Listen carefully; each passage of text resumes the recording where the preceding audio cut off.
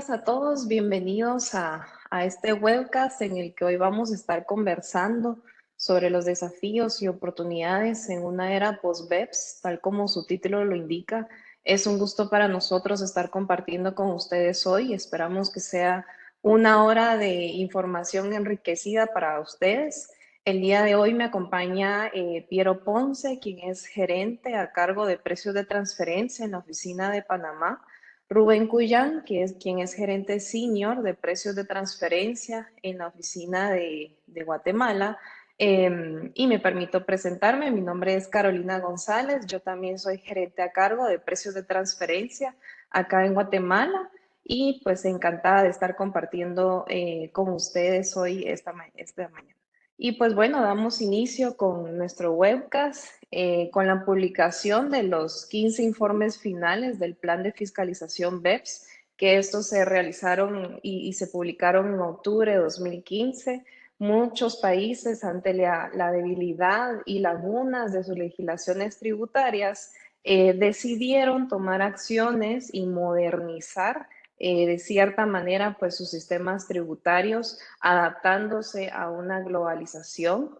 Sin duda han habido modificaciones bastante interesantes relativas al tratamiento de gastos financieros, instrumentos híbridos, el régimen de transparencia fiscal, por ejemplo, y pues no se queda atrás todo lo relativo a precios de transferencia. Concretamente, en relación con el tema de precios de transferencia en una era post-BEPS, esto sin duda ha contribuido a que pues tengamos cambios importantes, significativos en nuestras obligaciones propias de precios de transferencia, a lo que conlleva que algunos grupos multinacionales pues decidan reestructurar sus operaciones, sus cadenas de suministro, reforzar toda la parte de documentación de soporte, ir armando un defense file, por ejemplo. Y a su vez esta nueva era pues ha traído muchas tendencias, exigencias fiscalizadoras a los que los contribuyentes pues tienen que estar preparados y deben de hacer frente. Y sin duda todo ello hace que precios de transferencia con el paso del tiempo pues vaya más allá que un mero cumplimiento de una obligación anual. Hoy día en nuestra región, precios de transferencia debe de ser parte de una estrategia como tal dentro de los grupos multinacionales. Y pues todo esto nos trae a este tema para estar compartiendo con ustedes hoy. Vamos a iniciar con la primera intervención. Acá me gustaría que nuestro compañero Piero Ponce, con base en su experiencia, pues nos comparta un poco cuál ha sido esta evolución normativa de precios de transferencia en estos años, tanto a un nivel global y puntualmente en nuestra región. Somos testigos que hemos tenido cambios importantes, ¿verdad? Y sobre todo que hoy día nos encontramos en una gestión empresarial moderna. Piero, ¿cómo ves tú esta evolución? ¿Cuáles son estos pasos que hemos dado en los últimos años posterior a esta publicación de los 15 informes del plan de fiscalización BEPS? ¿Qué nos podrías compartir tú al respecto?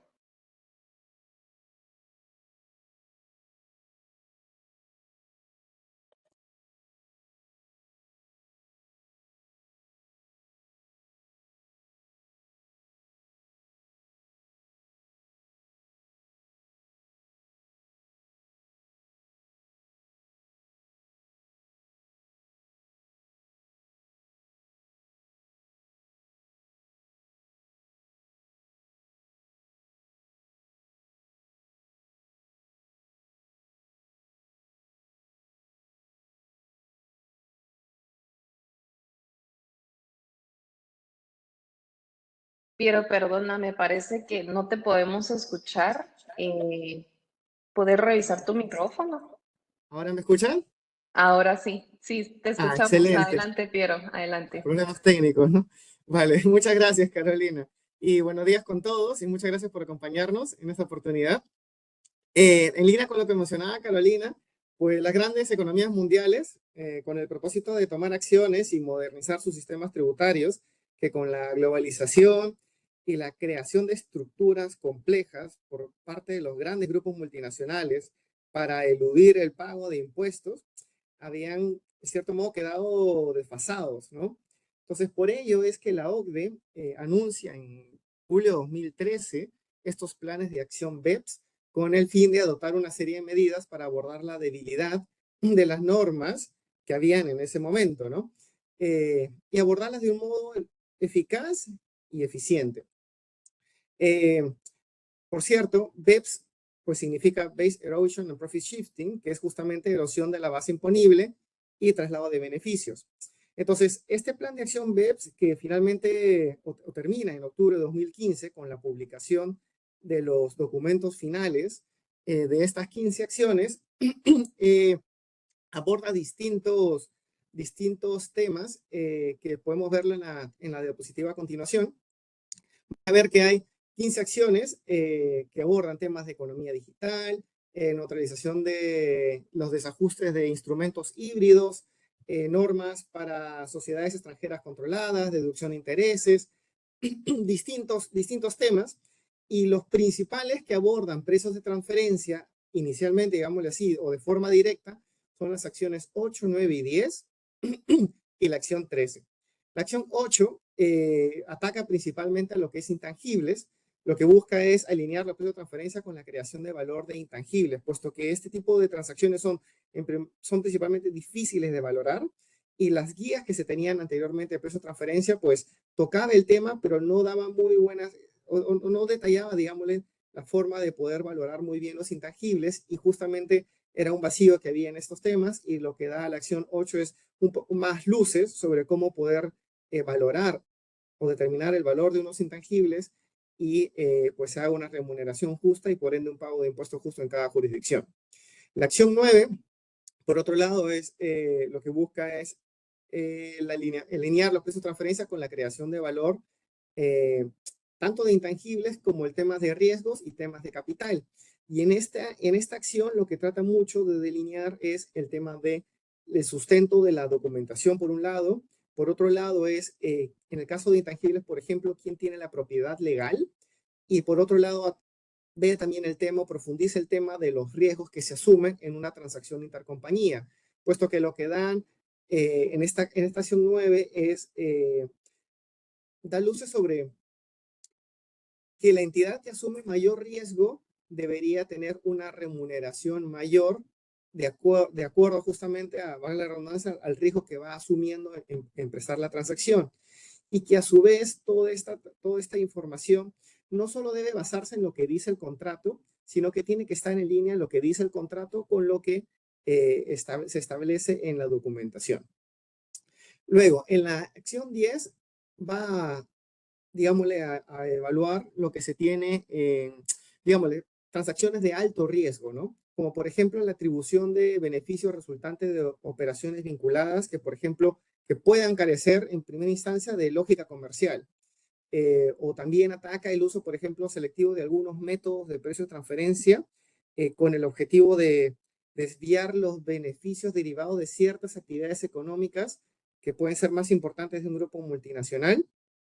Y también, por ejemplo, el uso de ciertos tipos de pagos entre miembros del grupo multinacional, como por ejemplo gastos de gestión, gastos correspondientes por ejemplo, a la sede principal, y que a raíz de estos temas también se podía erosionar la base imponible sin que exista una correspondencia con la creación de valor, ¿no? Que realmente amerite, digámosle, la remuneración pagada por dichos servicios. Entonces, estas acciones van un poco más al análisis de ciertas transacciones, a ver una forma más justa de remunerar las transacciones, y que en efecto en algunos casos, por ejemplo, que puede haber dos entidades que se junten para prestar un servicio, también que esa distribución sea lo más justa posible, de acuerdo a las nuevas directrices de la OCDE, y que da estas guías de cómo determinar mejor esa remuneración a valor de mercado, ¿no? Entonces, se dan estas acciones, pero digámosle que la acción que cambia un poco más y que impacta más en la normativa sería la acción 13, que va en línea con lo que es la documentación de precios de transferencia. Entonces, podemos ver en las siguientes diapositivas, por ejemplo, que en lo que corresponde a la acción 13, que podemos ver en esta de aquí, ¿correcto?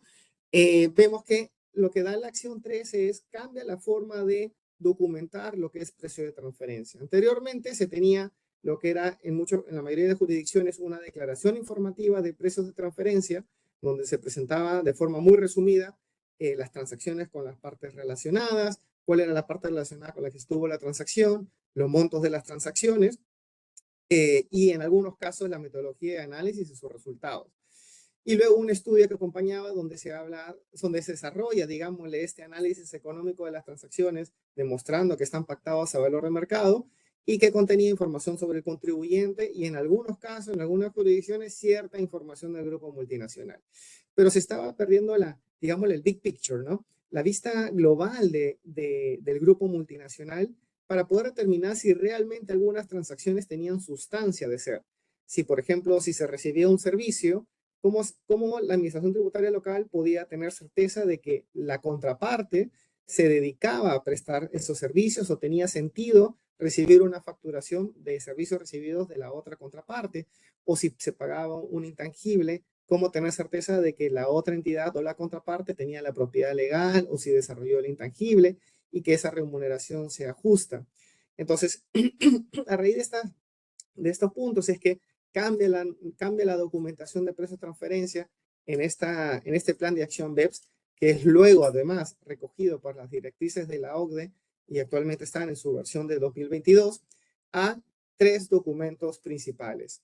El primero referido al archivo local, donde debe ir esta información principal, lo que llevaba siempre el estudio de precio de transferencia, que es el análisis de las transacciones intercompañía y el desarrollo donde se demuestra que estas están pactadas a valor de mercado. Y se habla pues también de las funciones, activos y riesgos del contribuyente y de estas transacciones intercompañía que pues genere el sustento que demuestre que esa remuneración ha sido pactada a valor de mercado.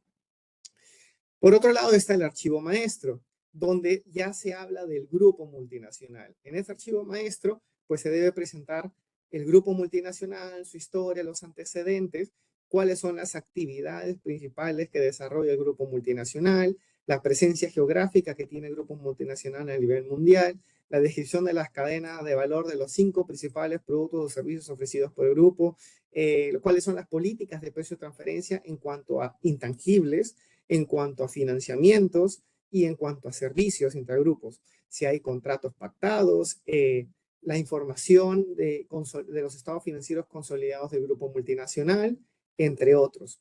Y es esta información a presentar para justamente evaluar o para una administración tributaria le pueda servir como elemento y ver que las transacciones intercompañías tengan sustancia. Y por último, está la documentación del reporte país por país, o country by country reports.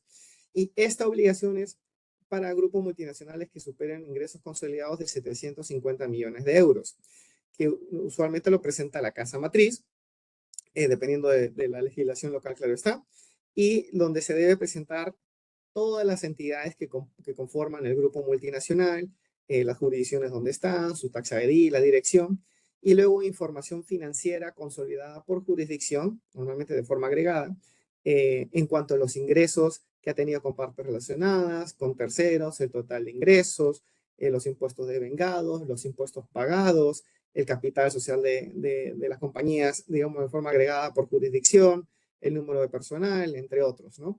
Y esto pues sirve de elemento también a las administraciones tributarias para entender o saber cuáles son todas las entidades que lo componen, cuál es la actividad de negocio de cada una de las entidades que conforman, digamos, de todo el grupo multinacional y cómo se va moviendo este pago de impuestos por jurisdicción en cada una de estas, en cada uno de los países, ¿no? Territorios donde tiene presencia el grupo multinacional.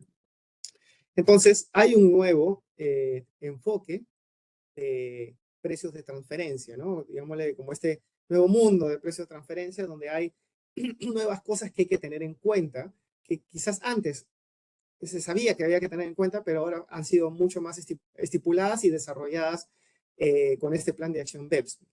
Por un lado, claro está, como bien pueden ver, hablando de este desarrollo de la documentación a presentar, tenemos el aumento de la divulgación de la información, ¿no? Ahora con lo que es el master file y con ese country by country report, hay que presentar información incluso financiera, ¿no? De los ingresos que ha tenido el grupo multinacional por jurisdicción, los impuestos pagados y demás, y también información sobre las actividades de negocio del grupo multinacional, su presencia geográfica. Pues ha habido un cambio, digamos, en la documentación a presentar a las administraciones tributarias. Hay un énfasis en la cadena de valor también, de cómo se genera, digámosle, los beneficios de este grupo multinacional, cómo funciona, cómo opera, y que además esta información se debe de presentar en el master file, ¿no? Y es justamente para entender cuál es el flujo de la operación de negocios de la compañía, y que justamente se esté remunerando en base a las funciones y activos y riesgos que se implican en el desarrollo de esta actividad, y que Carolina también desarrollará ahora más adelante. Ahí se ataca también el tema de la gestión de las controversias, cómo debe solucionarse estos temas, incluso temas de la economía digital, temas de redes sociales, lo que les comentaba de los contratos legales, que estos deben estar alineados con la naturaleza de las operaciones, que incluso la naturaleza de la operación tiene más peso que lo que puede decir el contrato, y es el contrato el que debe alinearse a la operación de negocios. El tema de los sistemas de tecnología de la información, nuevamente los formularios locales de precios de transferencia, puesto que estos no, al menos en Interaméricas, no han dejado de existir. Más allá del archivo local, el archivo maestro y el country by country report, también se tienen las declaraciones informativas de precios de transferencia, y también pues esta información a presentar según se ha ido adaptando en la región, y principalmente lo que es el country by country report para estos grupos multinacionales que superan el umbral. Entonces, con toda esta información y con todos estos cambios que han habido en plan de acción BEPS, y cómo ha impactado esto en la normativa. Entonces, ¿qué teníamos antes en Interaméricas? Teníamos, como mencionamos, una declaración informativa y un estudio de precio de transferencia. En el caso del estudio de precio de transferencia, pues se presenta o está la obligación, digámosle, en ley en todos los países, en algunos casos a requerimiento de la administración tributaria, en algunos casos ahora vamos a ver que algunos tienen fecha de presentación, mientras que en el caso de la declaración informativa, este era de obligación en todos los países excepto en Nicaragua, y en el caso de Costa Rica, si bien estaba estipulado en ley, pues digámosle que estaba suspendido, estaba suspendida su presentación, y aún se mantiene así a la fecha. Entonces, con el cambio a raíz de la publicación de Acción BEPS, y ahora incluso que están dentro de la crisis de la OCDE, cada jurisdicción ha ido actualizando su legislación para poder implementar esta nueva documentación establecida digamos, o recomendada en las nuevas directrices de la OCDE. Entonces, en la nueva era post-BEPS, vamos a ver en la siguiente slide, ¿correcto? ¿Cómo ha cambiado esto, ¿no? En el caso de Panamá se sigue manteniendo la declaración informativa, pero ahora tenemos el local file, el master file y el reporte país por país, el country by country report, o la notificación del reporte país por país. El country by country report es si la casa matriz está domiciliada en Panamá, supera el umbral, lo debe presentar aquí. Si hay entidades que forman parte de un grupo multinacional que superan el umbral, pero la casa matriz no está aquí y no se presenta aquí, se debe presentar una notificación indicando qué entidad del grupo multinacional lo presenta. En el caso de Costa Rica, el tema de la declaración informativa se mantiene igual, que si bien está en ley, sigue suspendida, debemos decir, la presentación, pero sí han implementado el local file y el master file, y también tienen el reporte país por país. La única diferencia es que en el caso de la notificación, solo debe notificarse si es que la entidad que está en Costa Rica es justamente la que va a presentar el reporte país por país, y digámosle, se debe presentar en marzo dando aviso que esta entidad es la que lo va a presentar. Las entidades miembros de un grupo multinacional no deben presentar la notificación. El caso de República Dominicana también ha adaptado las nuevas directrices. En el caso de República Dominicana tenemos la declaración informativa igual, el local file, el master file y el reporte país por país, y también la notificación. En el caso de Guatemala, no ha habido un cambio, digámosle, grande en la normativa en cuanto a que no hay un cambio, digámosle, no hay que presentar un master file, todavía no hay una obligación de un reporte país por país.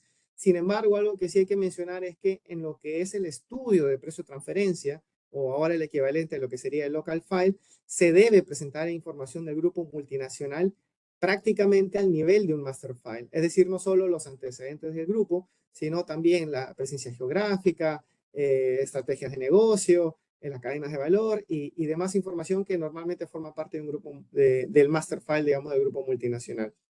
En el caso de Honduras en el caso de Honduras, sí hay declaración informativa, hay un local file donde también va información del grupo multinacional, hay master file no hay, todavía no ha habido cambios sobre ello, pero en relación al reporte país por país sí hay un cambio y recientemente han anunciado la implementación del reporte país por país en Honduras.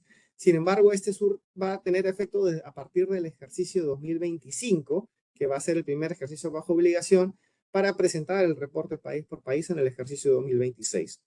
En el caso de El Salvador, pues tenemos igual la declaración informativa y tenemos el estudio de precios de transferencia, pero hoy no ha habido cambios en la normativa, con lo cual no hay una obligación de master file ni reporte país por país.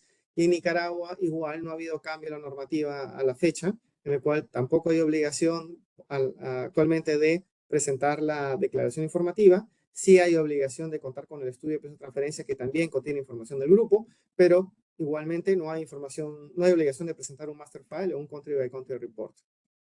Entonces, con esto hay una nueva perspectiva en el mundo post-BEPS, entonces donde hay que prestar mucha atención a la transparencia de la información, discusiones sobre la ayuda estatal, debates sobre la moral tributaria en el tema de hacer una repartición justa de lo que se debe pagar en cada jurisdicción. Hay que poner mucha atención incluso a las redes sociales, a la economía digital, que ahora vamos a comentar brevemente.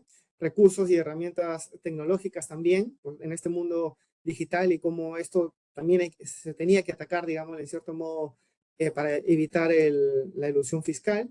Y también hay una nueva extracción de información mucho más compleja. Hay mucha más información que dar, especialmente con el reporte país por país, que pues ha cambiado, digamos, en este mundo post-BEPS. Y por último, para que tenga sentido este reporte país por país, pues estos acuerdos de intercambio de información entre las administraciones tributarias, especialmente el acuerdo multilateral de intercambio de información del Country by Country Report de las administraciones tributarias, donde en la actualidad hay alrededor de 140 países o jurisdicciones que lo han firmado justamente para habilitar un intercambio automático de este reporte. Entonces, hay que prestar mucha atención a ello, ¿no? Y finalmente, algo a detallar es que, de que, como comentaba, hay algunos puntos que quedaron ahí, digámosle, por atender o terminar de atender. Uno de ellos era la economía digital y dos, algo que ya se venía proponiendo era el tema de un impuesto mínimo global, justamente para generar competitividad entre las administraciones tributarias, ¿no? Y esto es lo que le llamamos, digamos, el BEPS 2.0. Esto es lo que estamos actualmente, o se está viendo en la actualidad, que es este enfoque del Pilar 1 y Pilar 2. En Pilar 1, centrado en las nuevas reglas, en nuevos nexos y reglas de asignación de beneficios en esta era digital para la prestación de servicios digitales principalmente, y cómo debe asignarse estos derechos, digamos, fiscales en relación a los beneficios empresariales de este tipo de actividad. Mientras que el Pilar 2, y es el que está llamando mucho más la atención en la actualidad, puesto que ya hay muchas jurisdicciones que lo han implementado, que es el de asegurar un impuesto mínimo global o al menos un impuesto mínimo pagado por jurisdicción, ¿no? Hay una serie de metodologías que las podemos ver en la siguiente diapositiva. La primera es el Income Inclusion Rule, que es principalmente pagadero en la casa matriz, si es que está la legislación, claro está, si no, se baja de nivel a la entidad intermedia y lo que busca es que las entidades que estén, digamos, las jurisdicciones que estén por debajo de esta, se asegure un pago del 15%, un impuesto mínimo del 15% del impuesto, claro está, bajo ciertas reglas o cálculos, y que si no se llega a ese umbral, pues se debe pagar en la casa matriz, y si en la normativa no está en la casa matriz, en la entidad, en la intermediate parent entity, es decir, la siguiente entidad en la estructura legal del grupo, ¿no? Luego hay otra metodología que es la Under Tax Profit Rules, o UTPR, que va a buscar este pago del impuesto mínimo del 15%, pero que puede, digamos, verlo hacia arriba, es decir, recaudar hacia arriba, o recaudar hacia abajo, pero asegurar que también en el grupo multinacional se esté pagando este impuesto mínimo de 15%, pero esta de aquí aplica como regla subsidiaria, ¿no?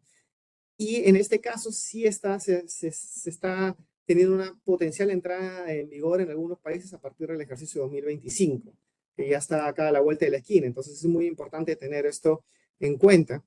Y por último tenemos, bueno, penúltimo tenemos el Qualified Domestic Minimum Top-Up Tax Rules, que es lo que busca es que en las jurisdicciones, digámosle, donde están las entidades subsidiarias o las entidades domésticas, pues se puede asegurar que en esta jurisdicción se pague ese impuesto mínimo del 15%. Es decir, que si se calcula un impuesto menor a este, pues se tenga que pagar al menos el 15% para asegurar el pago de ese impuesto en dicha jurisdicción, ¿no? Eh, por ende, esta metodología reduciría digamos, el pago de cualquiera de las otras metodologías. Y por último, algo a tener en cuenta es el Subject to Tax Rule, que son cláusulas, digámosle, para introducir en convenios de doble imposición, que tienen rentas sujetas a un tipo nominal inferior del 9%, y protege el derecho de los países en el desarrollo de grabar determinados pagos sujetos a un pago del 9%. Pero esto está principalmente en desarrollo, aún está en tema, digamos, se está evaluando esto, puesto que se tiene que ver con bien convenios para poder implementar esta regla. Y por último, para que tengan que tener en cuenta, el último mensaje que quiero dar con esto es que si bien esto, digamos, en el caso de Interaméricas no se ha implementado en ningún país, en el caso de Panamá, Costa Rica y República Dominicana principalmente, se sabe de que hay conversaciones y se está evaluando la implementación del impuesto mínimo global, particularmente la última metodología para asegurar un pago de impuesto mínimo del 15% en cada jurisdicción, pero aún no se tiene, digámosle, no se sabe una fecha en específico en la cual esto pudiese entrar en vigencia. Pero sí quería mostrar esto en el cual se ve que hay ya países que son los que están en verde, territorios donde hay ya una legislación vigente en cuanto a la implementación del impuesto mínimo global. Hay países o territorios que son los que están en naranja, donde se ve que hay ya un anuncio de implementación o al menos un ligero avance de ella, y países, digamos, los que están en rojo, que hay una legislación en proceso. Entonces, lo que quiero dar a entender es que si bien en el territorio de Interamérica puede que no haya aún la legislación, sí puede verse afectado si es que en las casas matrices que estén en alguno de esos territorios ya implementa el impuesto mínimo global, puesto que de no pagarse ese impuesto aquí tendrán que pagarlo en esa jurisdicción, y quizás se empieza a evaluar el tema de la competitividad y si tiene sentido tener entidades en alguna jurisdicción, y por otro lado también el tema de el reportar información, puesto que hay que hacer los cálculos debidos para determinar si es que se está pagando ese impuesto mínimo del 15%, y se tiene que trabajar mucho y muy de la mano con las casas matrices para proveer la información, hacer estos cálculos y ver si es que se está haciendo este cumplimiento, ¿no?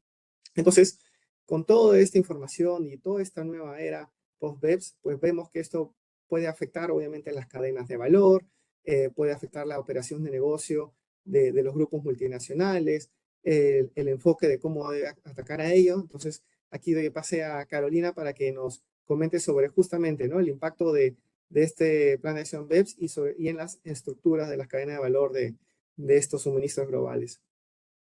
Muchas gracias, Piero. Increíble cómo hemos evolucionado en todo este entorno fiscal internacional. Ya Piero pues nos resaltó los lineamientos más importantes, esos aspectos que tenemos que considerar de cara a que cuando esto se introduzca en nuestra región pues ya estemos un poco preparados, ¿verdad? Desde mi punto de vista, pues como líderes empresariales es esencial que se comprenda cómo estas aristas y reformas pues afectan las operaciones. Por tanto, pues a mí me gustaría analizar y conversar con ustedes en torno a esta situación actual, cómo las empresas pueden adaptarse a estas demandas, los efectos de las normativas de precios de transferencia y cuáles podrían ser algunas mejores prácticas que los contribuyentes y empresarios claves pues puedan tomar en cuenta, ¿verdad? Elementos de cambio en la cadena de suministro.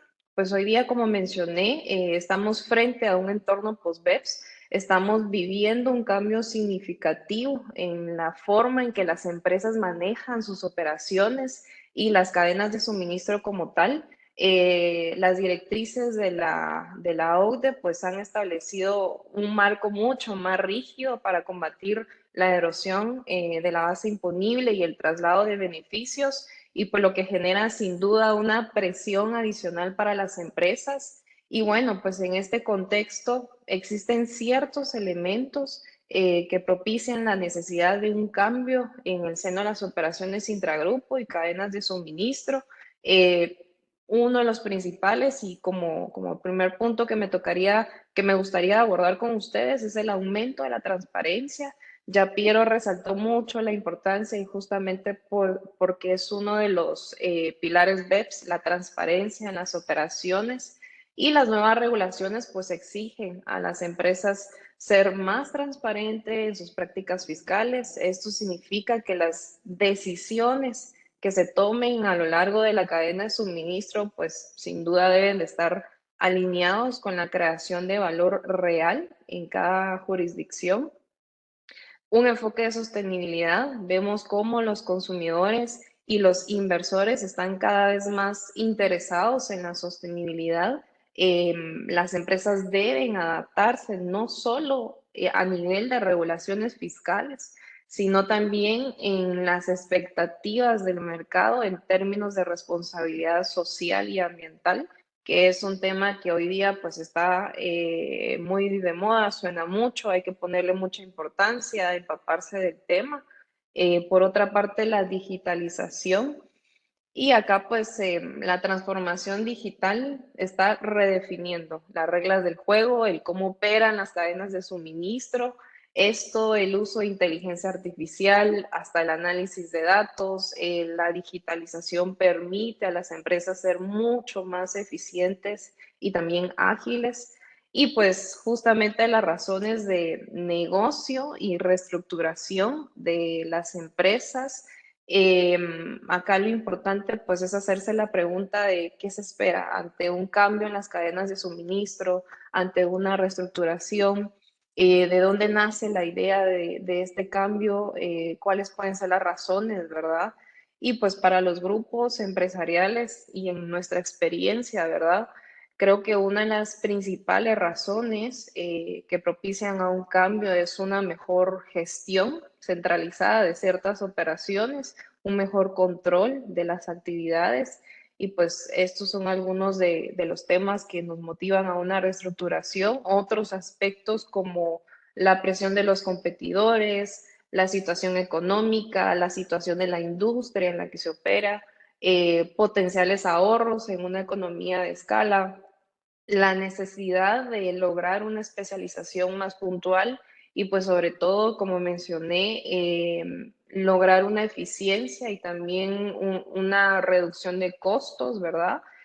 Pues estos son factores importantes que pueden detonar un cambio en la cadena de suministro derivado de estos elementos, ¿verdad? Que hemos platicado. Y en el siguiente slide vamos a observar hay ciertas industrias puntuales, sin duda todo este tema de post-BEPS, estamos frente a una era, como mencioné de un inicio, de digitalización, una era de modernización completamente empresarial, pero hay ciertas industrias con mayor necesidad de adaptación y de sentarnos y de revisar cómo está esta estructura, cuáles son los beneficios que se obtienen a nivel de su cadena de suministro. Por ejemplo, vemos la industria farmacéutica que está especialmente durante la pandemia y posterior a la pandemia, pues ha tenido que adaptarse rápidamente a las nuevas exigencias regulatorias, desde la producción hasta la distribución de sus productos médicos, nuevas fórmulas, investigación y desarrollo, nuevos productos. Y estos son algunos factores que a grupos importantes de la industria farmacéutica, pues, eh, propiciaron revisar, como mencionaba, sus operaciones intercompany, sus modelos de negocio, sus cadenas de valor y pues claramente adaptarlos a las necesidades actuales, ¿verdad? Por otra parte, tenemos el sector de tecnología.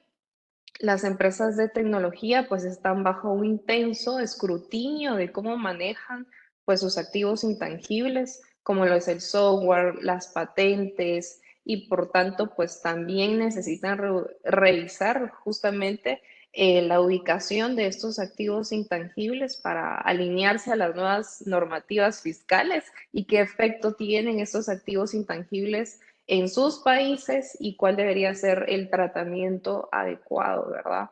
No se queda atrás la industria de consumo masivo. Las compañías principales a nivel global de consumo masivo también deben de revisar sus operaciones, principalmente la eficiencia a nivel de logística, estructuración de costos, para cumplir con las nuevas normas y exigencias, ¿verdad? Y en el siguiente slide, pues platiquemos un poquito, ya conocemos qué elementos propician un cambio, una adaptación de las cadenas de suministro. Mencioné algunas industrias que realmente bajo los análisis que nosotros hemos realizado son las más orientadas a esta necesidad de cambio, ¿verdad? Claramente, pues existen muchas industrias que vienen detrás, que también deben de revisar todo este tema, pero ¿cómo adaptarnos ante las situaciones actuales? Bueno, yo creo que a nivel individual y corporativos debemos de ser proactivos y no reactivos, ¿verdad? Cuando se trate de adaptarse a un cambio, existen algunas estrategias, mecanismos que nos ayudan, como lo es reevaluar puntualmente la cadena de suministro. ¿Qué implica una reevaluación? Verificar la ubicación de sus operaciones.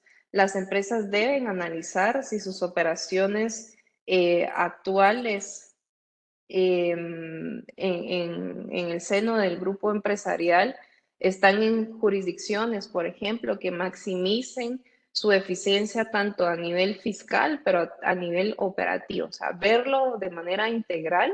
Esto puede llevarnos a analizar si existe la necesidad de reubicar ciertas funciones, por ejemplo, a un país en donde quizás la mano de obra sea un poco más barata, donde existen ciertos mecanismos para el manejo de control de riesgo, etcétera, ¿verdad? Esto, la ubicación de operaciones es muy importante y también aspectos, esto nos lleva a cualquier cambio a nivel de operación, nos lleva a revisar todo el análisis a nivel de función y riesgo. Esto es vital, ¿verdad? Sobre todo, verificar qué papel juegan las empresas que están involucradas en la cadena de suministro y si esta asunción de riesgos y de funciones pues está acorde al beneficio, ¿verdad? O la rentabilidad que se está obteniendo en estas operaciones. Esto lo amarro mucho con lo que mencionaba Piero, la sustancia en las operaciones, conforme una empresa pues asume mayor ponderación de riesgo, se espera que realmente pues tenga un retorno diferente a otra empresa que quizás tenga un perfil más bajo, ¿verdad? Entonces, cualquier cambio desde acá, pues la idea y el consejo también es, no se puede hacer un cambio sin verificar todos estos factores. Yo creo que se debe hacer un análisis, como mencioné, bastante integral desde un enfoque de cómo impacta esto a nivel de precios de transferencia, a nivel fiscal, a nivel regulatorio, a nivel operativo. Son elementos que pues no tenemos que dejar por fuera de observarlos. Y hay otros temas a considerar en estos cambios de la cadena de valor, como lo es en el momento que se esté considerando realizar algún cambio en sus operaciones, siempre hacer un análisis pre y post reestructuración.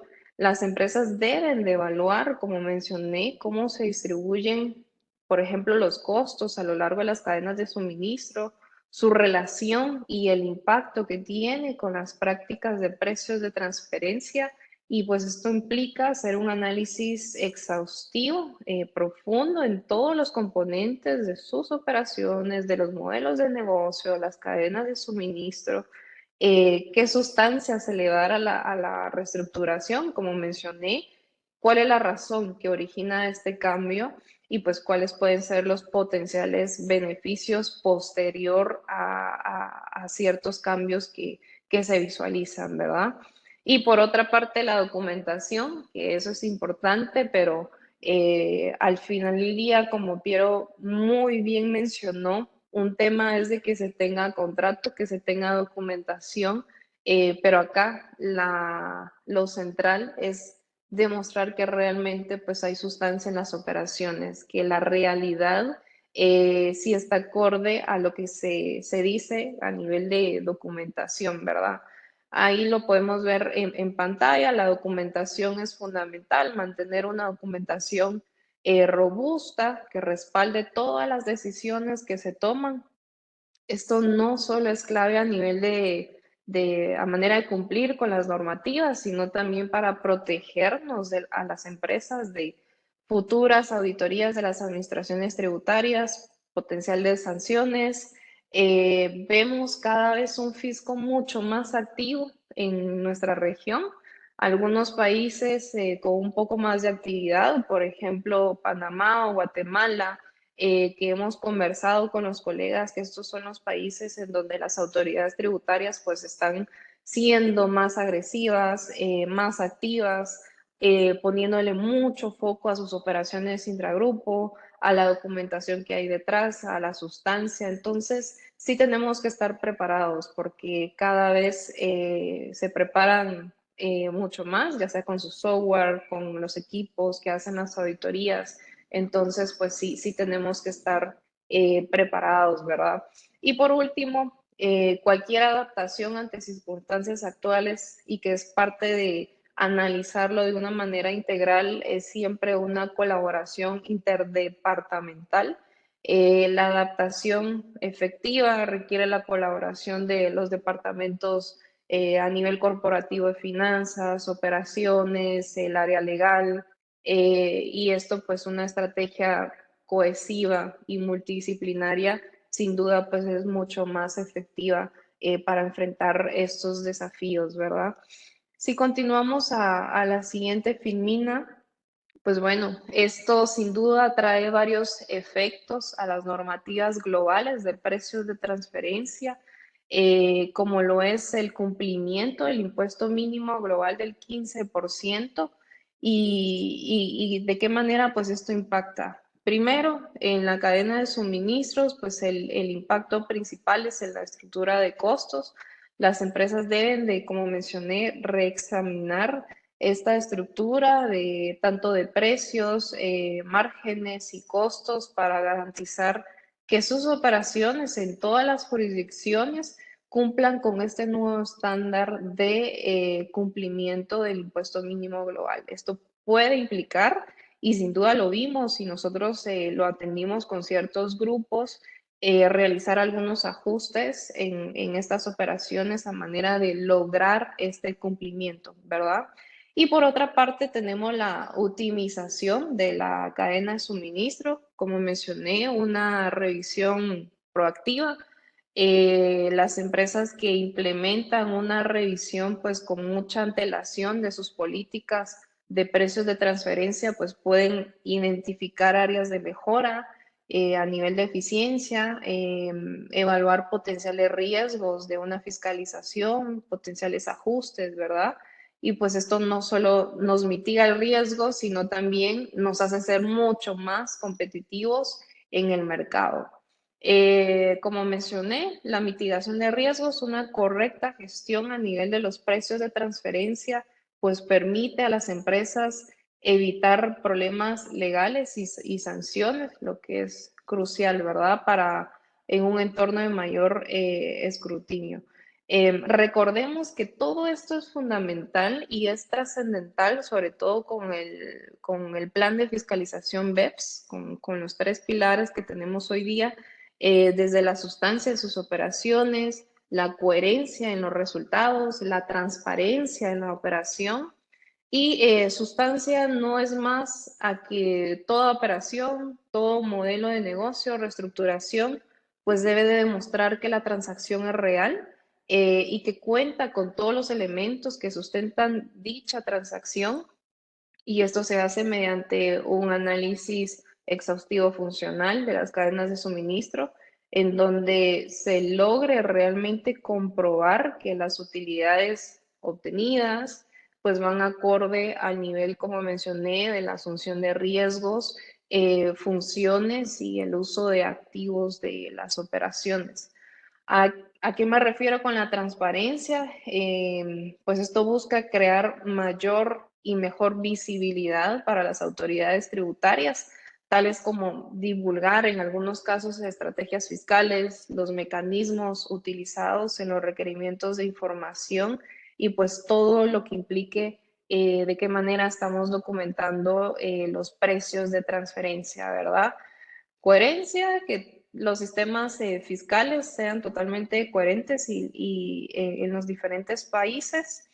Y bueno, como unas ciertas o mejores prácticas que podemos considerar, como mencioné, pues la evaluación regular de las transacciones, una evaluación periódica. Realmente pues no hay una receta a seguir, ¿verdad? De cada cuánto se deben de revisar las transacciones, cada cuánto surge la necesidad de evaluar una potencial reestructuración o movimiento en la cadena de suministro. Esto realmente pues siempre va a depender de la situación de la compañía, el cómo se está manejando el mercado, la industria, el actuar de las administraciones tributarias, y esto pues de la mano a la colaboración, ¿verdad?, con expertos de precios de transferencia, el uso de tecnología. Como mencioné, esto ya es una, más que necesidad, es algo obligatorio que las empresas pues deben de tomar en cuenta, implementar soluciones tecnológicas que faciliten el análisis de toda la información, de todos los datos y la documentación de precios de transferencia. Las herramientas, por ejemplo, de análisis de software especializados que maximicen todo el tema de eficiencia. La capacitación, ¿verdad? Que los equipos pues estén a un nivel de conocimiento quizás al menos general sobre a dónde va el plan de fiscalización BEPS, cuál es el actuar de hoy día las administraciones tributarias, cuáles son pues estos desafíos, ¿verdad? Que tenemos sobre este tema, pues yo creo que eso es prioritario conocerlo, y de cara a esto, pues ya vamos a ir identificando en el camino en donde surgen estas necesidades de cambio y los pasos a seguir, ¿verdad? Como un resumen, y bueno, mencionaba que en la práctica pues ya hay ciertos grupos que sin duda han hecho alguna modificación de sus transacciones con todo el tema desde pospandemia, y también después de que se publicaron las acciones del plan de fiscalización BEPS. En resumen, y con esto pues me gustaría cerrar mi intervención, en una era post-BEPS sin duda presenta tantos desafíos, pero también oportunidades para los grupos empresariales. Yo creo que sí es importante tener en mente cuáles son estos desafíos, pero también conocer cuáles estas son nuevas oportunidades a manera de quizás ser más competitivos en un mercado o visitar un nuevo mercado, una nueva región, por ejemplo. Adaptarse a las nuevas normativas no solo es crucial por puro cumplimiento, por puro compliance fiscal, sino también nos puede llevar a una mayor eficiencia. Y pues con esto es esencial que se visite y se vean estas regulaciones no solo como un obstáculo, sino también como una oportunidad de visitar y de analizar sus transacciones, cuáles podrían ser estos cambios, y a medida que el panorama fiscal continúa evolucionando, pues las organizaciones se deben de mantener de manera flexibles y también proactivas. Esto creo que es la clave del éxito para para estar preparados ante estas tendencias y esto me lleva justamente a tocar qué nos espera en temas de precios de transferencia, cuáles son estas tendencias que nosotros como consultores y especialistas pues visualizamos a corto, a mediano plazo, hacia dónde van las autoridades tributarias, cuál es esta evolución fiscal. Y para esto, pues me gustaría que Rubén nos platicara un poquito acerca de este tema. Rubén, ¿cómo es tú el actuar de las administraciones tributarias? ¿Cuáles son estos elementos claves que para los que nos acompañan hoy es importante que lo tengan en mente? Y pues no está de más mencionar cualquier consulta, por favor pueden hacerlo en el espacio de preguntas y nosotros las vamos a estar atendiendo al final de la charla. Muchas gracias. Gracias, Carolina. Estoy de acuerdo contigo y con Piero con todo lo que han hablado hasta el momento. Buenos días, mi nombre es Rubén Cuyán. Como ya me presentaron, soy gerente senior de la práctica de precio de transferencia acá en Guatemala. Y pues vamos a entrar de lleno directamente en el tema para aprovechar los minutos que nos quedan. Como ustedes lo mencionaron, las 15 acciones pues ya han sido implementadas por muchas jurisdicciones alrededor del mundo o están en proceso de adopción. Y esto ha cambiado de manera muy importante los estándares de tributación internacional. Ahora, no solo nos encontramos con esos cambios implementados en las legislaciones fiscales de los países, sino que estamos frente a las reglas que, como mencionaba Piero, se conocen como las reglas BEPS 2.0, con los pilares 1 y 2. Y esto tiene a los grupos multinacionales evaluando medidas y evaluando el posible impacto una vez que sean implementadas en las legislaciones de las diferentes jurisdicciones. Ante esta nueva ola de BEPS 2.0, los grupos multinacionales pues tendrán que evaluar cómo calcular sus impuestos, medir el impacto en sus estados financieros y revelar esa información a las diferentes autoridades correspondientes. Como ya lo mencionó Piero, con el reporte Country by Country se abre un gran abanico de información que los fiscos van a tener a su disposición y entonces entramos en una era de transparencia fiscal, ¿verdad? Entramos en una era en donde ya las operaciones ya no son opacas, hay pocas jurisdicciones que ya no tienen visualización para las administraciones tributarias y los países también están tratando de salir de las llamadas listas grises por lo que están implementando dentro de sus legislaciones muchos cambios atinentes a poder ser más abiertas a estos y más acordes a la legislación tributaria internacional y a estos cambios que se están dando. Obviamente, todo esto requiere políticas robustas de precios de transferencia, así como una adaptación a los procesos y a sistemas para hacerle frente a estas nuevas obligaciones de cumplimiento. Y ahora, ¿por qué nosotros estamos enfocados en traer esto a la palestra? Bueno, es importante enfocar nuestra atención en estas nuevas normas internacionales porque la importancia radica en que los grandes grupos multinacionales a nivel mundial son los que mueven la economía. Y para eso tengo aquí algunas cifras de las que me voy a apoyar. El 80% del comercio internacional pasa por estos grandes grupos transnacionales. El 80%. Estamos hablando casi, casi más de tres cuartas partes del comercio internacional pasa por los grandes conglomerados transnacionales. Y esos grandes conglomerados representan el 90% del PIB mundial. El 65% de la población mundial consume sus productos y están presentes en el 50% del territorio mundial. Lo cual quiere decir que estas grandes compañías, estos grandes conglomerados transnacionales, realmente son los que mueven la economía mundial. Y es hacia esos grandes conglomerados a los cuales principalmente se han dirigido las 15 acciones BEPS. Porque, ¿qué pasaba con estas compañías? Lo que pasaba es que antes de que surgiera BEPS, antes del plan de la OCDE para mitigar esa erosión de la base imponible, lo que pasaba es lo que vamos a ver en la siguiente diapositiva, si me hace favor. Acá tenemos varios elementos que se tomaban en consideración para una planificación tributaria antes de BEPS.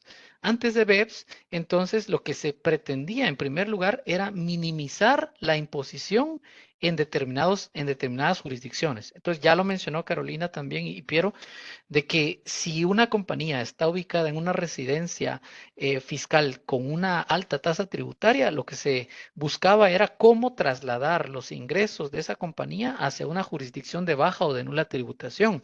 Y habían de todo tipo de esquemas. Habían esquemas que iniciaban con trasladar ciertos intangibles hacia ciertas jurisdicciones y luego que esa compañía a donde se habían trasladado los intangibles me cobrara regalías a mí.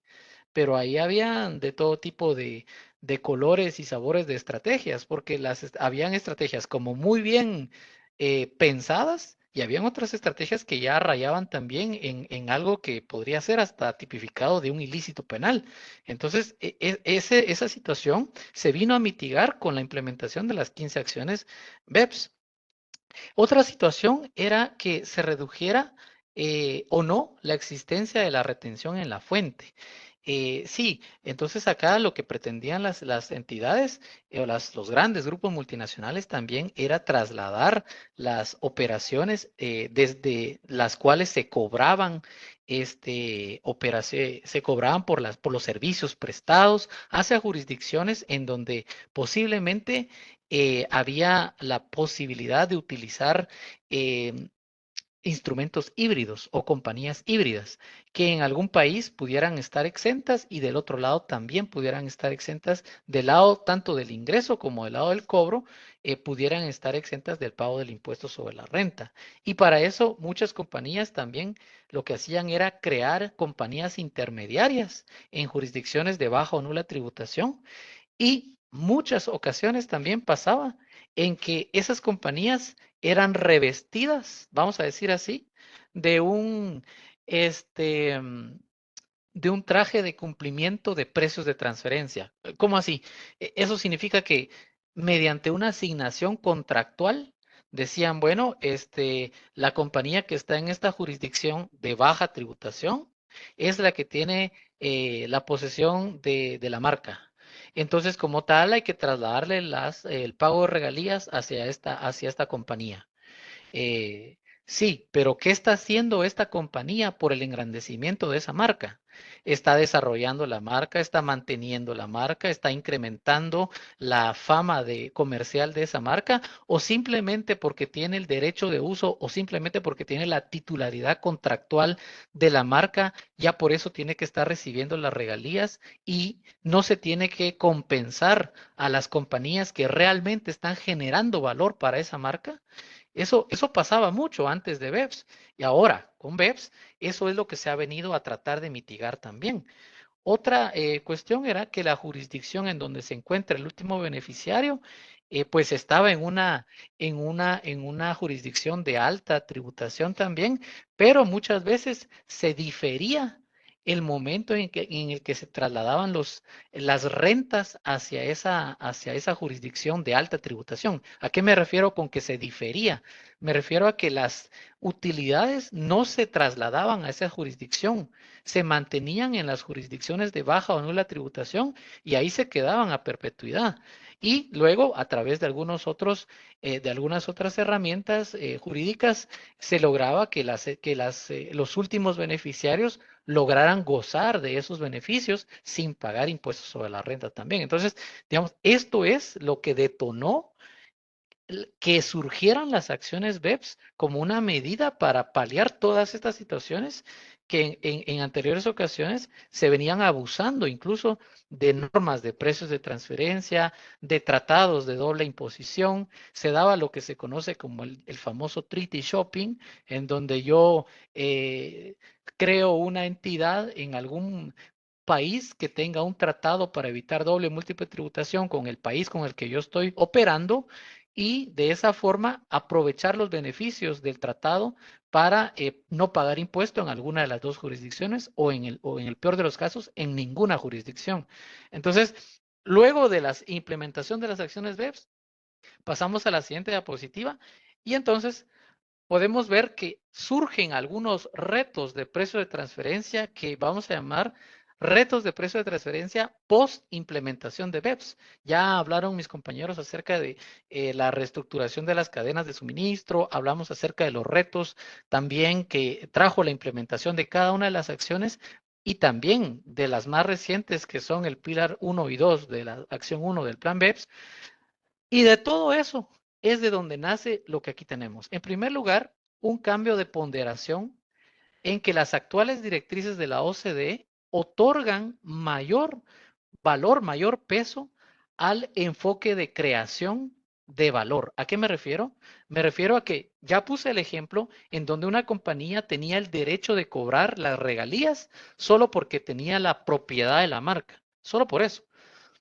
Pero yo decía, ¿y entonces qué pasa si hay otra compañía operativa del grupo que es la que realmente está trabajando por el incremento del valor de la marca? Es decir, es la que está generando campañas de publicidad, es la compañía que le está creando una fama comercial a la compañía a través de la fabricación de los productos, a través de la distribución de los mismos, a través de investigación y desarrollo, etcétera.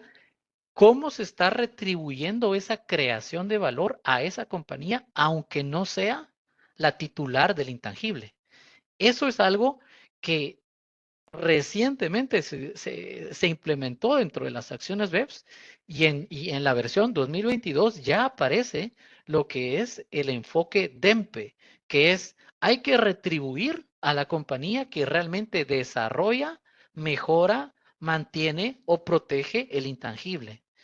A eso se refiere. Y entonces eso va por encima del tradicional análisis funcional que solo se basaba en la asunción de riesgos, el empleo de activos y el encuadramiento de las funciones de una entidad en el marco de una rentabilidad de mercado. Es decir, ya no es solo de hacer el análisis funcional así cerradamente y decir, bueno, este análisis funcional lo que me dice es que la compañía tiene una caracterización de distribución o de manufactura o de titular de los activos. No, no, no. Tenemos que tener ya una visión más amplia porque estas barreras que antes nos limitaban a solamente fijarnos en funciones, activos y riesgos, ahora nos dicen, fíjese en la creación de valor. Ya no se fije solo en funciones, activos y riesgos. Entonces, eso también es importante porque cuando estamos haciendo la documentación de precio de transferencia, tenemos que ampliar nuestro campo de visión y ahora tenemos que entrar a evaluar no solo la compañía que estamos analizando, sino también qué papel juega esa compañía dentro de la cadena de valor a la cual pertenece la compañía.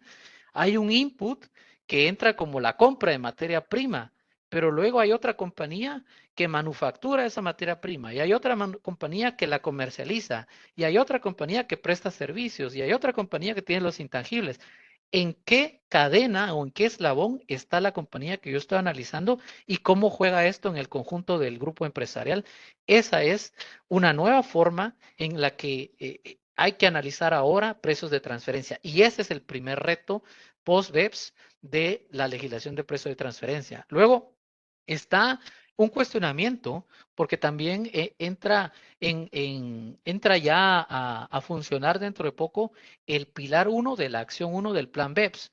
Y este pilar 1 lo que dice es que se debe de asignar una utilidad residual y esa utilidad residual se va a gravar por los países en donde las grandes compañías tengan sus operaciones. A lo que me refiero es, por ejemplo, que ya no es necesario que un país tenga presencia fiscal en determinado país, sino solo con que ahí estén los usuarios de los servicios que presta esa compañía, solo con eso ya tiene que estar sujeto la utilidad residual, le llamamos utilidad residual a toda la utilidad superior al 10% que tengan a nivel global esas compañías y sobre ese residual se aplica un 25% para gravar y ese 25% se le va a dar a los países en donde operen estas compañías, no donde tengan su residencia fiscal, sino donde operen. Pero más allá de esta, digamos que la parte técnica de cómo se calcula ese impuesto residual, es que aquí conceptualmente las directrices de la OCDE están creando una fórmula para asignar la rentabilidad que le corresponde ganar a determinada empresa o que puede grabar determinado país. Y eso nos hace pensar entonces en, ¿será que este nuevo enfoque de asignar la rentabilidad a través de una fórmula está atentando contra el principio de libre competencia? Porque el principio de libre competencia lo que dice es, vaya y fíjese en lo que están haciendo terceros independientes en condiciones comparables. El principio de plena competencia no dice, a ti te corresponde un 25% de las utilidades, a ti te corresponde un 10, a ti te corresponde un 15. Eso lo podría hacer un enfoque formulístico, como antes existió, antes de la implementación del principio de plena competencia. Y entonces algunos se preguntan, ¿esto es un retroceso en la tributación internacional? ¿O esto es una evolución? ¿De qué manera? Y realmente yo creo que es una evolución. Lo que pasa es que solo está adaptándose la legislación internacional para tratar de abarcar todos los aspectos que como decía, las grandes empresas transnacionales tienen con motivo de que realizan operaciones en distintas jurisdicciones y se aprovechan muchas veces de lagunas que existen entre las legislaciones de diferentes países y con esto pues se aprovechan de pagar menos impuestos sobre la renta. Entonces, aquí solo es una cuestión más teórica de si se está en riesgo el principio de plena competencia o no. Yo creería que no, pero es otro de los retos también que trae el precio de transferencia post-BEPS. Por su parte, ya lo comentó también Piero y Carolina, el manejo de los temas de controversia fiscal. Eso se ha convertido en un tema relevante. ¿Por qué digo esto? Porque actualmente las autoridades tributarias están muy abiertas a entrar en un diálogo, algunas, con el contribuyente para evitar conflictos tributarios y con eso evitar también largos procesos de auditorías, largos procesos de ajustes. Entonces, estamos como en una etapa en donde las autoridades tributarias están propiciando también que el contribuyente se acerque y que se negocie también antes de entrar a un conflicto tributario, porque los conflictos tributarios al final de cuentas son desgastantes, llevan mucha inversión de recursos que le hacen falta a la administración tributaria y también a los contribuyentes. Entonces, de alguna manera se está tratando de implementar más, ¿cómo se llaman? Medidas para resolver los conflictos tributarios antes de que se den. Y traducido eso, en otras palabras, es acuerdos de precios por anticipado o acuerdos de procedimiento mutuo entre diferentes autoridades tributarias, en donde una autoridad tributaria puede tocar la puerta a la otra y decirle, mira, tenemos en común este contribuyente que de tu lado es un ingreso, del mío es un gasto, yo lo estoy auditando, ¿por qué no entramos y le hacemos una fiscalización en conjunto? O bien, ¿por qué no nos ponemos de acuerdo para resolver este conflicto tributario que surgió en mi jurisdicción y quiero que tú te estés involucrada también para ver cómo va a afectar en la tuya? Eso también es muy relevante. Luego, el importe B del Pilar 1. Eso es muy importante. Y aquí es donde quisiera ampliarme un poco más. El importe B lo que quiere decir es que, bueno, el importe B más bien, retrocedo 2 palabras, nació como parte del Pilar 1. Del Pilar 1 que quería resolver el tema de la digitalización de la economía. Pero luego toda la acción que tenía mayor preponderancia del Pilar 1 se quedó un poco rezagada y lo que empezó a surgir y que de hecho se firmó hace una semana es la declaración sobre el monto B del Pilar 1.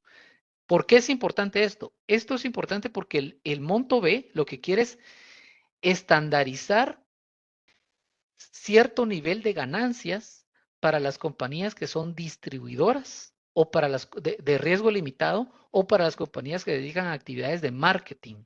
¿Qué quiero decir con esto? Es una especie de safe harbor. ¿Qué es un safe harbor? Es un rango de mercado en donde las compañías pueden operar de manera segura y que si llegan a ese rango de mercado, las autoridades tributarias lo van a respetar como si estuviera cumpliendo con el principio de plena competencia. Por decir un ejemplo, una administración tributaria puede decir entre un 3% y un 5% de utilidad operativa sobre ventas es aceptable para mí, para un distribuidor. Y si un distribuidor que trabaja en esa jurisdicción alcanza entre 3 y el 5, por ejemplo, un 4%, entonces automáticamente cumple con el principio de plena competencia y ya no tiene que cumplir con todo lo que le pide la legislación de hacer el estudio, de hacer una declaración informativa. Tal vez tenga que cumplir con ciertos requisitos de forma, pero ya no van a ser todos los requisitos que tiene que cumplir un contribuyente normal. Entonces, eso es un safe harbor. Este monto B es un safe harbor también, pero aplicable solo para actividades de distribución y para actividades de marketing. Y este safe harbor no es para una jurisdicción en particular, sería para todas las jurisdicciones que estén de acuerdo con la implementación del Pilar 1 y del monto B del Pilar 1. ¿Por qué es importante esto? Pasemos a la siguiente diapositiva. Porque se puede aplicar a diferentes industrias y cada industria tiene particularidades. Esto es como el reto, esto es lo que viene y por eso es que el segmento de esta presentación que a mí me corresponde en esta mañana compartir con ustedes es como las visiones a futuro y los retos que vienen para precios de transferencia. Y esos retos, dentro de esos retos, está cómo se va a abordar para las diferentes industrias el monto B de ese pilar 1. ¿Cómo se va a afrontar ese rango de mercado que me van a dar para que dentro de ahí se sitúen las operaciones de distribución? Las operaciones de distribución, ya lo mencionó Carolina, distribución mayorista y minorista, la distribución en la industria de la salud, la distribución en los productos industriales y empresas de construcción, porque cada una tiene sus particularidades. Por ejemplo, la distribución mayorista, cuando se da la distribución mayorista, muchas veces se cuestiona la idoneidad del método de fijación de precios de transferencia, porque a veces lo que se hace es que se calcula el margen de un distribuidor como que fuera una prestación de un servicio. Sobre todo cuando son distribuidores de riesgo limitado, porque muchas veces tal vez es la labor de comercialización la que se está tipificando como un servicio. Pero puede ser que la administración tributaria diga, no, no, esto no es un servicio, esto es una distribución real, por lo tanto se tiene que medir con un retorno sobre ventas. Entonces, ahí puede haber un choque de perspectivas en que para uno sea un servicio, para otro sea una labor de distribución y por lo tanto quieran aplicar distintos indicadores de rentabilidad para medir la rentabilidad de la compañía. Entre las actividades de venta, comercialización y distribución, muchas veces se va más allá. No es solamente una distribución simple, es una distribución que conlleva el incremento del renombre de la marca, por ejemplo, como yo mencionaba hace un momento. Y entonces cuando se da ese incremento del renombre de la marca, no estamos ante una distribución simple, estamos en una distribución que ya se está volviendo un poco más compleja y que no tendría que estar dentro de este rubro de los safe harbor para distribución mayorista o minorista. Así, cada una de estas, por ejemplo, las empresas de farmacéutica también van a tener que las distribuidoras de farma, de productos farmacéuticos, a veces no solo se dedican a la distribución, sino también se dedican a actividades regulatorias, es decir, a que las licencias estén vigentes, se dedican también a una distribución física de los productos, a una comercialización, a una red de vendedores independientes que se acercan a los médicos a ofrecer los productos, y esto ya va más allá de una mera distribución simple. Entonces, estas son las aristas que diferentes industrias van a tener que empezar a revisar para poder subirse a este nuevo barco del monto B del pilar 1 de las acciones BEPS. Lo dejo acá. Si gustan, pasemos a la siguiente diapositiva. Entonces, ya las consideraciones finales serían, ¿qué recomendamos nosotros? Evaluar el impacto fiscal antes de iniciar cualquier actividad de reestructuración, comercialización, de distribución, de realocación de las cadenas de suministro, tenemos que comprender bien estas reglas y los nuevos requisitos fiscales para poder plantear o planear adecuadamente cómo se va a dar la reestructuración y tomar decisiones informadas que traigan valor a la compañía y que no nos hagan ponernos en la mira de las administraciones tributarias nada más. Considerar la estructura del grupo. Ya decía, no tenemos que hacer un análisis centrado nada más en funciones, activos y riesgos y viendo solo uno de los lados de la moneda, sino viendo los dos lados de la transacción, tanto el comprador como el vendedor, tanto en Guatemala como fuera de Guatemala, y ver qué papel juega en la cadena de valor, no solo el pedacito que le está correspondiendo a la compañía. También mantener registros precisos y transparentes, documentación. Decíamos, la estrategia de precio de transferencia de ahora en adelante tiene que ser documentación en primer lugar, documentación en segundo lugar y como tercer lugar, también documentación. Porque entonces quiere decir que tenemos que tener todo bien detrás de las transacciones para que cuando llegue la fiscalización tenemos todo bien ordenado, tenemos correos, tenemos contratos, tenemos ¿cómo se llama? Pagarés, tenemos, etcétera, lo que sea necesario, pero para poder soportar por qué estamos haciendo lo que estamos haciendo. Ahora sí, creo que esta es la última diapositiva. En aras del tiempo lo vamos a dejar allí. Gracias.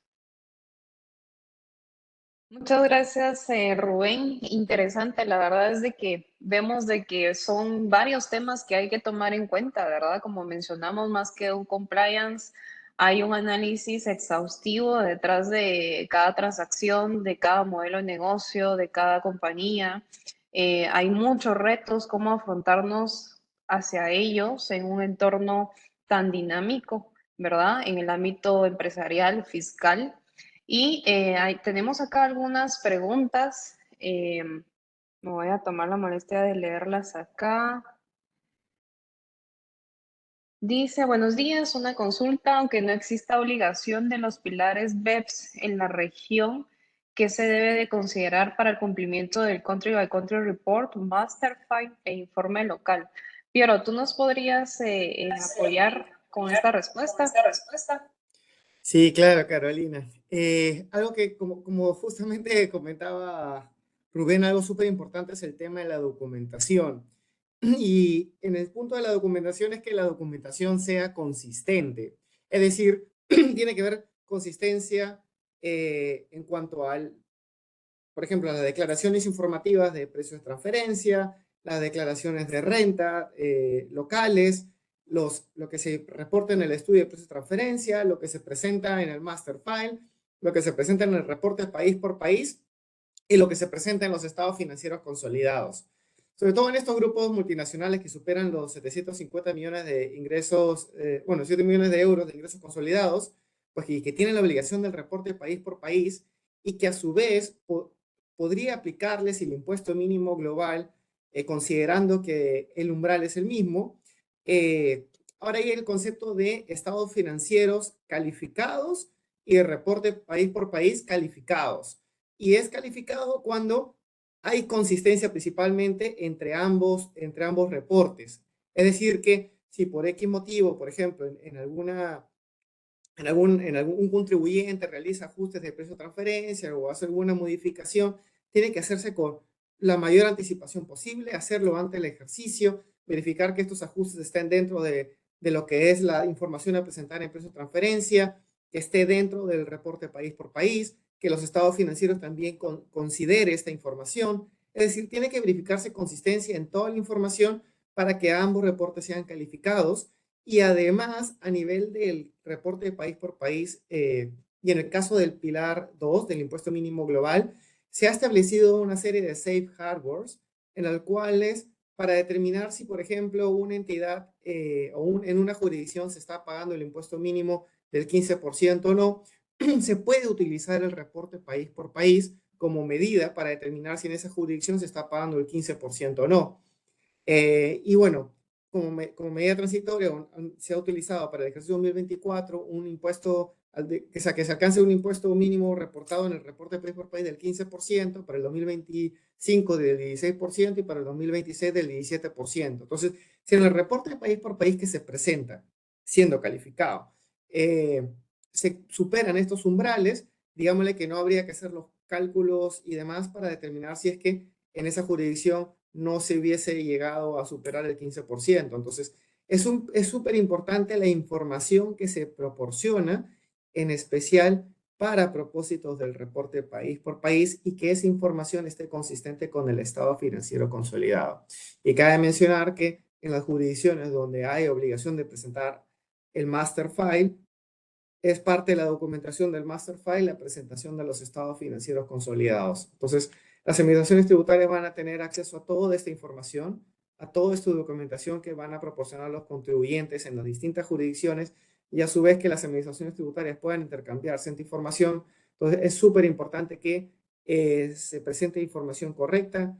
Se está tratando de transparentar mucho más la información, entonces hay que tener mucho cuidado con toda la información que se presenta, con las transacciones intercompañías, de ver que se está impactando a valor de mercado y hacer estas evaluaciones lo antes posible. Excelente, Piero, muchas gracias. Tenemos otra pregunta más. Nos mencionan, ¿se debe dar aviso a las administraciones tributarias cuando se realiza alguna reestructuración o cambio en el modelo de la cadena de valor? Rubén, ¿cómo ve esta consulta? ¿En algún país se debe de dar algún aviso?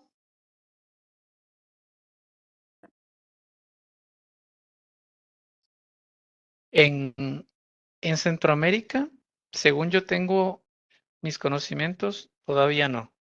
En Centroamérica todavía no. Pero sí hay países, por ejemplo en México, en donde cuando haces una reestructuración sí tienes que informar. Tienes que informar de que estás haciendo un cambio. Y también hay ciertas personas que tienen que dar cuenta también y hacer una declaración de qué tipo de reestructuración están haciendo, y esos son los auditores. Están obligados a revelar cuando hacen están participando en una reestructuración. Lo que sí es importante también mencionar es que dentro del local file, dentro del estudio de precio de transferencia que se prepara para cada país, hay un apartado en donde se incluye si ha habido reestructuraciones empresariales recientes, y esto porque de acuerdo con las nuevas directrices de la OCDE se ha ampliado la información que se debe de revelar dentro del local file, y eso es parte también de lo que se debe de incluir, si ha habido o no ha habido una reestructuración.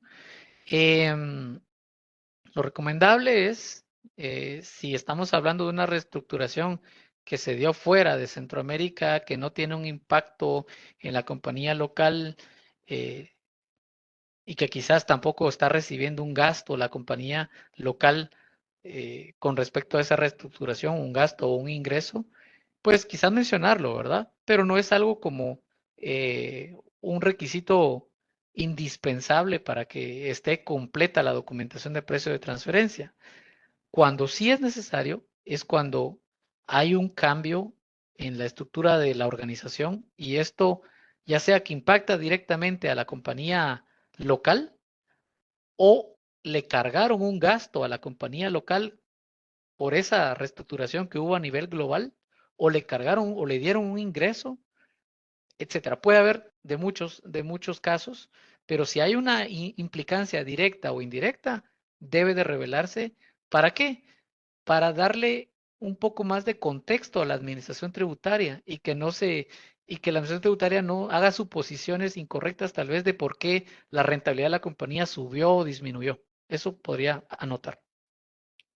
Ok, excelente, Rubén. Y tenemos una última consulta en cómo se puede conocer cuáles son los márgenes y precios, ya sea por una reestructuración o una nueva transacción. Esta es una excelente pregunta porque realmente cuando surge alguna reestructuración, tenemos dos posibles caminos. Número uno, puede ser de que surjan nuevas transacciones o se modifiquen las ya existentes. Entonces sí tenemos que comprender y analizar muy bien cuáles son estos cambios. En ambos casos, acá lo importante es hacer un análisis, como mencioné, previo y post reestructuración. Y en esta fase, cuando estamos en el momento de analizar y con la mira de establecer alguna transacción o algún cambio, lo importante es hacer un análisis benchmark. ¿Qué influye o qué particularidades tiene este análisis benchmark? Pues acá conocemos todas estas empresas que están involucradas en la transacción o en la cadena de valor. ¿Cuáles son estas transacciones? Es importante identificarlas. Si en algún momento se va a dar una recaracterización de la operación, que por ejemplo pase de un manufacturero a un distribuidor, y en torno a esto, nosotros como consultores pues procedemos a hacer un análisis económico en donde justamente nuestra labor es identificar un rango de referencia para proporcionarles y decirles, bueno, en esta transacción se está ganando de tanto a tanto con un precio entre ciertos valores, ¿verdad? Entonces acá la recomendación es cualquier cambio, sí es importante verlo con los consultores de precios de transferencia, ¿verdad? Para ya establecer precios y márgenes a valor de mercado y pues tratar de mitigar cualquier riesgo de ajuste hacia un futuro, ¿verdad? Bueno, yo creo que estas son todas las preguntas que tenemos al momento. De igual manera, si hay alguna otra consulta, con mucho gusto, pues nos las pueden hacer llegar a nuestros correos electrónicos y nosotros la vamos a estar respondiendo. Muchas gracias a todos por la participación. Fue un honor compartir con ustedes hoy. Muchas gracias, Piero, Rubén, por la excelente participación y compartir estos conocimientos. En un par de días, pues vamos a estar compartiendo la grabación, ya sea en nuestro canal de YouTube o nuestra página oficial de Interaméricas. Así que esperamos que tengan un excelente día y también un muy buen fin de semana. Gracias.